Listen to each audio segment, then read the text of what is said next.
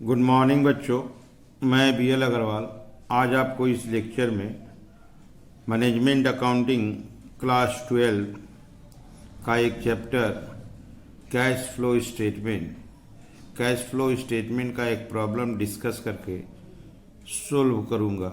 ठीक है, ऐसा प्रॉब्लम जिसमें बैलेंस शीट के साथ कुछ एडिशनल इंफॉर्मेशन और आप बोल सकते हो एडजस्टमेंट एंट्री दिया रहे, तो एडिशनल इंफॉर्मेशन और बैलेंस शीट के हेल्प से एज पर AS3 एक कैश फ्लो स्टेटमेंट बनाने का कोशिश करूंगा। ठीक है, ये रख दिया आपके सामने एक problem. From the following balance sheet of India limited and the additional information prepare cash flow statement. सबसे पहले ये देखिए, ये 2019 है, 18 है। This is our current year और ये हो गया previous year. Okay, share capital में इक्विटी शेयर कैपिटल है, प्रीवियस ईयर में इक्विटी शेयर कैपिटल 3 लाख था, करेंट ईयर में 4 लाख हो गया। इसका मतलब शेयर इशू हुआ है, शेयर कैपिटल बढ़ा है, तो इक्विटी शेयर कैपिटल बढ़ा है, ये होता है आपका फाइनेंसिंग एक्टिविटी। दूसरा reserve and surplus. Reserve and surplus के लिए नोट नंबर 1 बोला है, तो चलते उसका नोट नंबर 1 भी देख लेते हैं साथ साथ। यहाँ देखिए, सरप्लस अकाउंट प्रीवियस ईयर में 30,000 था, करेंट ईयर में 48,000 है। इसका मतलब हुआ आपका करेंट ईयर प्रॉफिट 18,000 है। तो profit before tax operating activity के लिए जो कैलकुलेट करेंगे तो वो स्टार्ट होता है करेंट ईयर प्रॉफिट, तो 30,000 से 48 हो गया, तो 18,000 18,000 करेंट ईयर प्रॉफिट माना जाएगा। थोड़ा और देख लीजिए, जनरल रिजर्व 40,000 से 70,000 हो गया। इसका मतलब हुआ ट्रांसफ़र टू रिजर्व का बात उठेगा, तो 40 से 70 हुआ, तो ट्रांसफ़र टू रिजर्व इज 30,000। ये भी प्रॉफिट बिफोर टैक्स के वर्किंग में आता है। प्रॉफिट बिफोर टैक्स में करेंट ईयर प्रॉफिट आता है, ट्रांसफ़र टू रिजर्व आएगा। इसके अलावा provision for tax and dividend है, वो भी क्वेश्चन में देखेंगे। तो ये हो गया आपका notes number 1, reserve and surplus. ठीक है, अब आगे चलते वापस बैलेंस शीट में, तो इसको हम लोग डिस्कस कर लिए। ये देखिए, long term borrowings. Long term borrowings debenture होता है, फाइनेंसिंग एक्टिविटी का पार्ट है। 1,50,000 का लॉन्ग टर्म बोरोइंग्स था। यहाँ देखिएगा 1 लाख हो गया, मतलब रिफंड हो गया, रिपेड हो गया, तो ये फाइनेंसिंग एक्टिविटी में आएगा। लॉन्ग टर्म बोरोइंग को रिफंड कर दिए। ट्रेड पेएबल और शॉर्ट टर्म प्रोविजन, इसके लिए नीचे नोट्स की तरफ चलते हैं। नोट्स टू अकाउंट में देखिए, ट्रेड पेएबल में क्रेडिटर और बिल्स पेएबल है।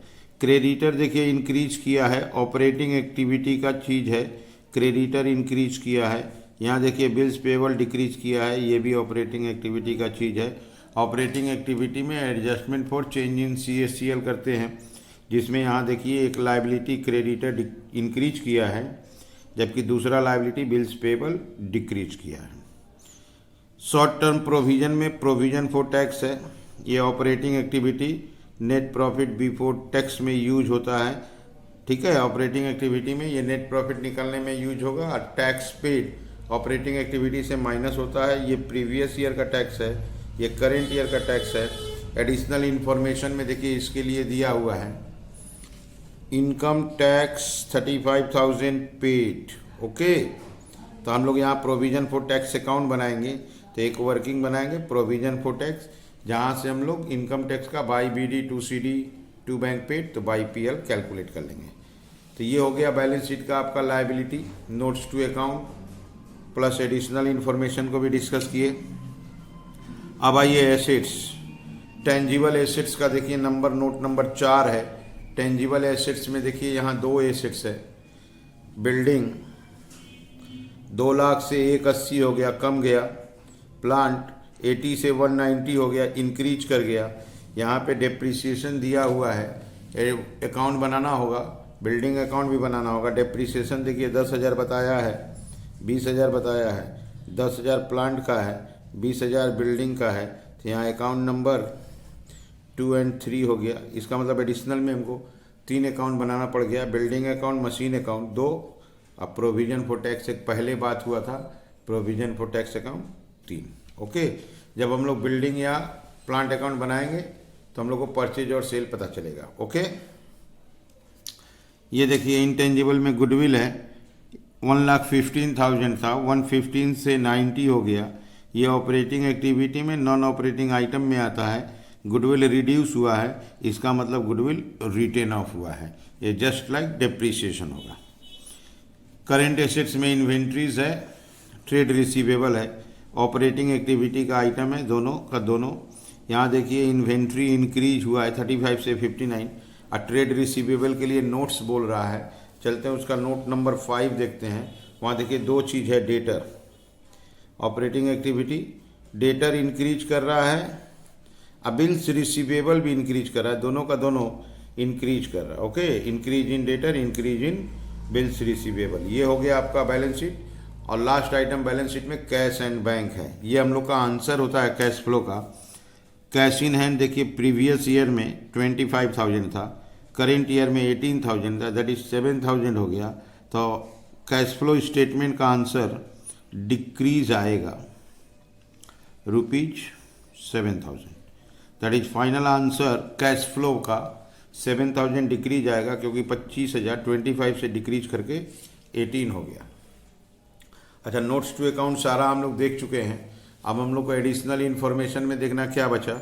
हम लोग 1 number additional information read out हो चुका था, डेप्रिसिएशन था, 4 नंबर इनकम टैक्स था। नंबर 2 देखिए डिविडेंड पेड है, ये इंटरिम डिविडेंड पेड है, नेट प्रॉफिट बिफोर टैक्स में आएगा, प्लस ये फाइनेंसिंग एक्टिविटी में आता है। शेयर इशू एक्सपेंसेस ये भी ऑपरेटिंग एक्टिविटी में आता है, और शेयर इशू एक्सपेंसेस इनकर्ड है, इनकर्ड माने पेड है, तो ये फाइनेंसिंग एक्टिविटी में आएगा। पहले ऑपरेटिंग में ऐड होगा नॉन ऑपरेटिंग आइटम की तरह, और फिर फाइनेंसिंग एक्टिविटी में पेड होगा। ठीक है, प्लस यहाँ देखिए एक प्रपोज डिविडेंड दिया नोट में, ये प्रपोज डिविडेंड प्रीवियस ईयर का है। प्रीवियस ईयर का प्रपोज डिविडेंड ऑपरेटिंग एक्टिविटी में आता है और साथ में फाइनेंसिंग एक्टिविटी में आएगा। ऑपरेटिंग एक्टिविटी में प्रपोज्ड बोल के आएगा, प्रोवाइडेड, और फाइनेंसिंग एक्टिविटी में पेड बोल के आएगा। अंदर कोई dividend payable outstanding unclaim dividend नहीं है, इसलिए 50,000 रुपया डिविडेंड प्रपोज्ड भी होगा और पेड भी होगा। तो ये रहा पूरा क्वेश्चन। चलिए इसको सोल्व करते हैं। सोल्व करने के पहले आपको वर्किंग दिखाना होगा। 1 number net profit before tax, फिर ये फिक्स्ड एसेट का बिल्डिंग और plant account, provision for tax account. ठीक है, उसके बाद हम लोग कैश फ्लो स्टेटमेंट डेवलप करेंगे। ठीक है, चलिए सॉल्यूशन की तरफ चलते हैं। सबसे पहले वर्किंग करेंगे statement of net profit before tax, profit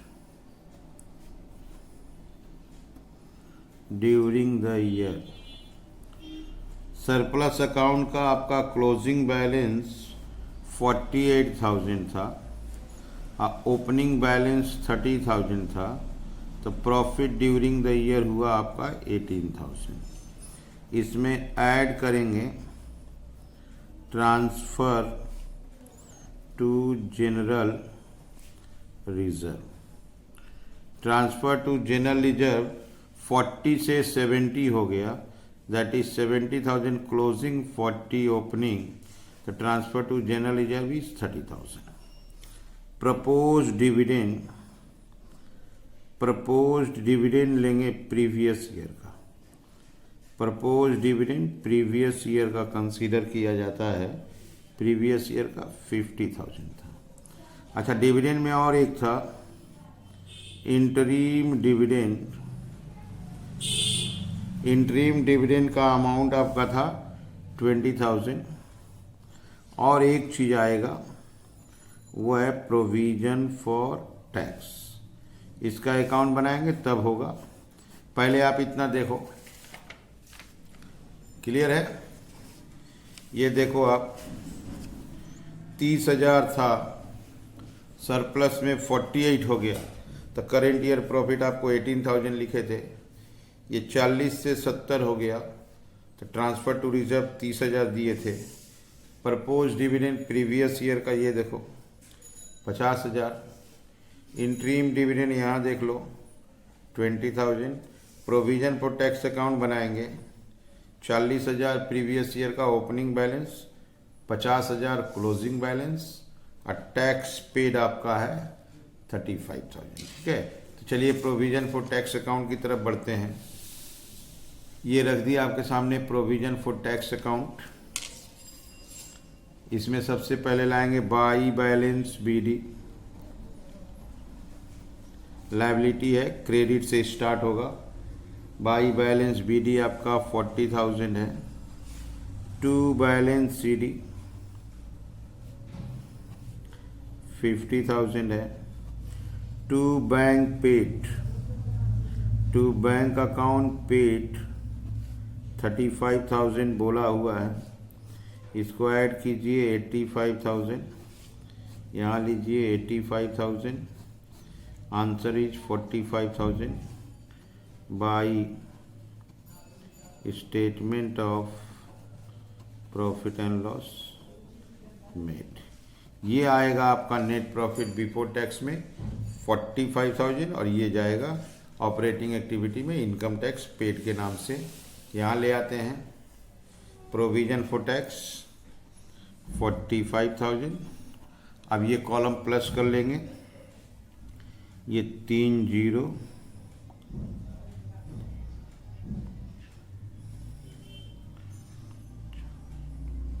163 हो गया net profit before tax. Okay, अभी और हम लोग को 2 अकाउंट बनाना है। Land and building, opening balance 2 lakh था। टू बैलेंस बीडी एसेट से डेबिट से चालू किए। बाई बैलेंस सीडी 1,80,000 था। और एक अकाउंट प्लांट अकाउंट 80,000 और 190 था। To balance BD 80,000। By balance CD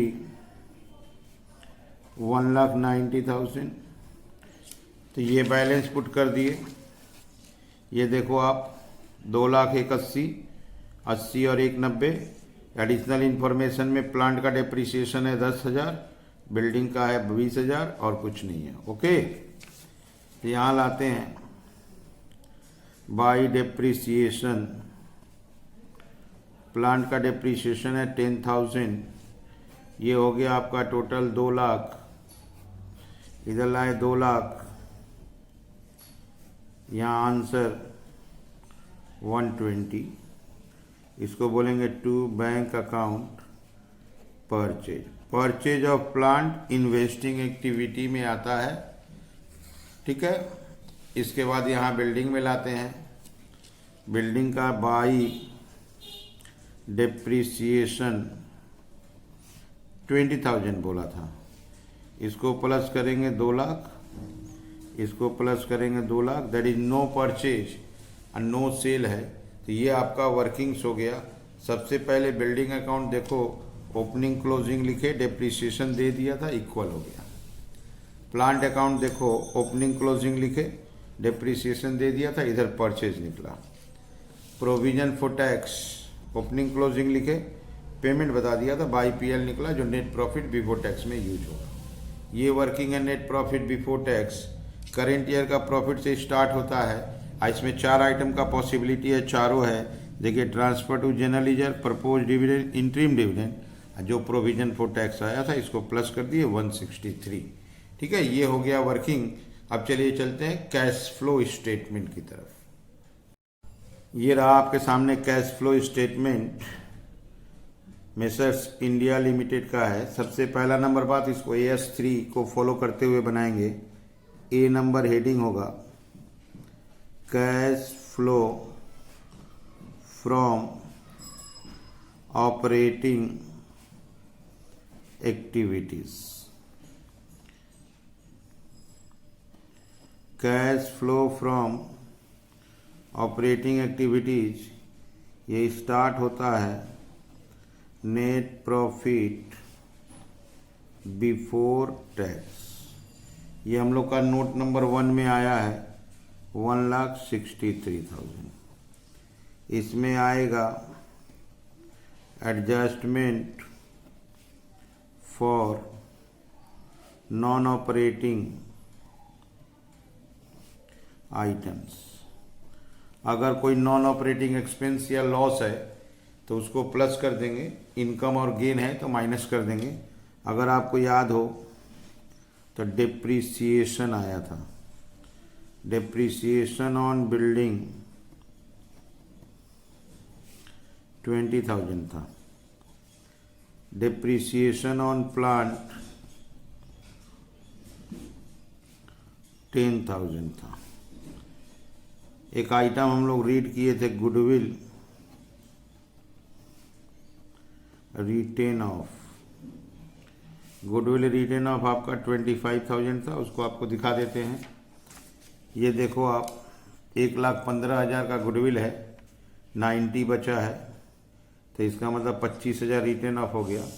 depreciation तो आया ही था अकाउंट्स में। यहाँ देखिए शेयर इशू एक्सपेंस 5,000 इनकर हुआ था जो रिटेन ऑफ हुआ है। ओके, तो share issue expense 5,000, share issue expense written off 5,000। Okay, कोई इंटरेस्ट वगैरह था नहीं, विदाउट इंटरेस्ट वाला प्रॉब्लम है। अब इसको एक बार प्लस करते हैं,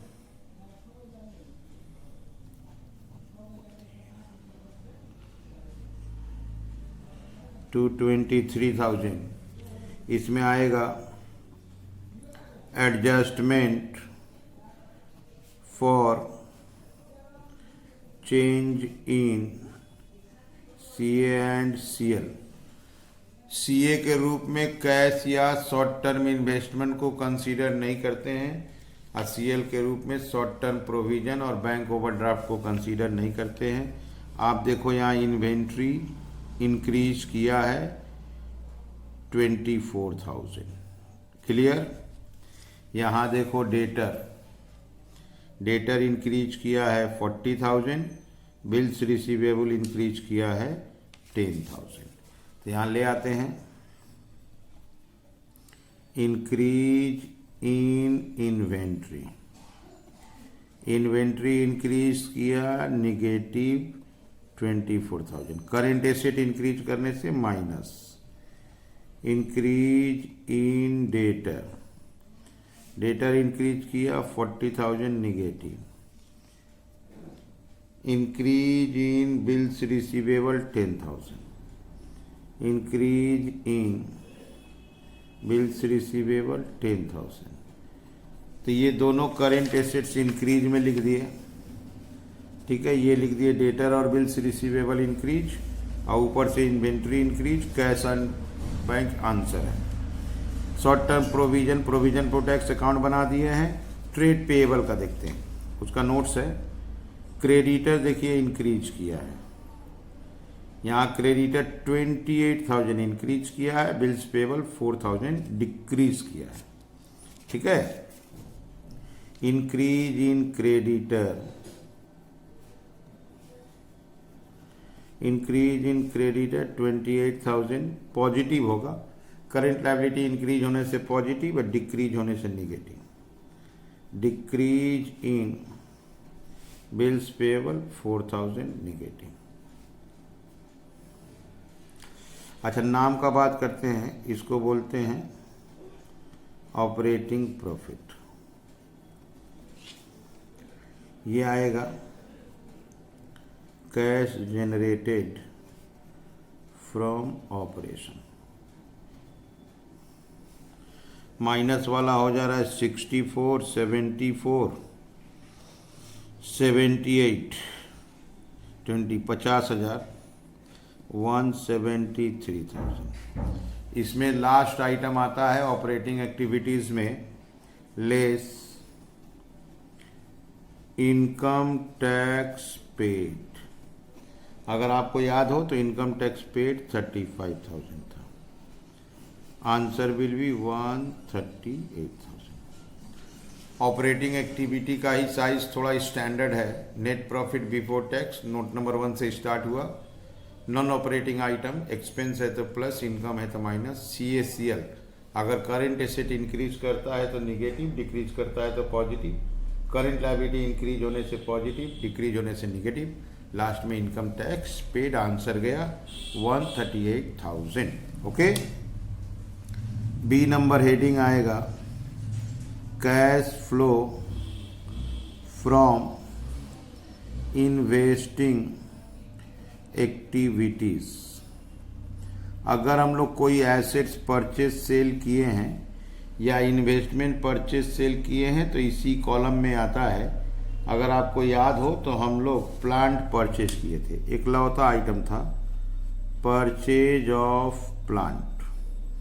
प्लांट अगर खरीदे हैं, परचेज किए हैं तो हमारा आउटफ्लो हुआ है 1,20,000 रुपया पेमेंट हुआ है, negative. C number cash flow from financing activities. Financing activities में शेयर कैपिटल और लोन आता है। और शेयर कैपिटल से डिविडेंड पे होता है, लोन से इंटरेस्ट पे होता है। अगर आप ध्यान से देखो तो यहाँ देखो आप, इक्विटी शेयर कैपिटल 3 लाख से 4 लाख हुआ, issue of share. Loan refund हुआ 50,000, निगेटिव। ओके। तो issue of equity share, equity share issue हुआ है 1 लाख रुपया, positive. Refund of loan, refund of loan, loan वापस किए 50,000, निगेटिव। डिविडेंड का बात करो तो एक प्रपोज डिविडेंड था 50,000, पे कर देंगे। इंटरिम डिविडेंड था 20,000, पे कर देंगे। शेयर इशू एक्सपेंस 5,000, पे कर देंगे। प्रपोज डिविडेंड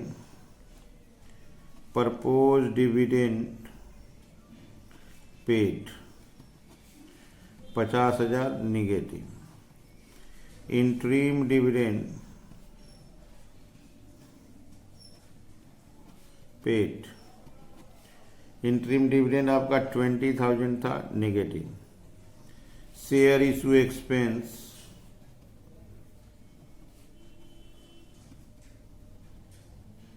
पेड 5,000 था, निगेटिव। ये निगेटिव बड़ा हो जा रहा है, 25,000, निगेटिव। अब हम लोग फाइनल आंसर कर देंगे।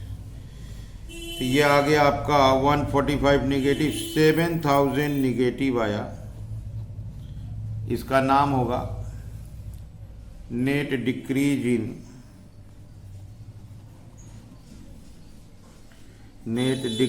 In cash and cash equivalent. ठीक है। अब इसमें लाएंगे add opening balance of cash and cash equivalent, तो आंसर आ जाएगा closing balance of cash and cash equivalent.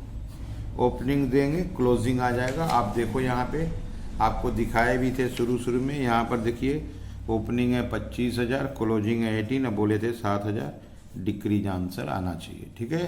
तो ओपनिंग देते हैं 25,000 और क्लोजिंग आपका 18 आ जाता है।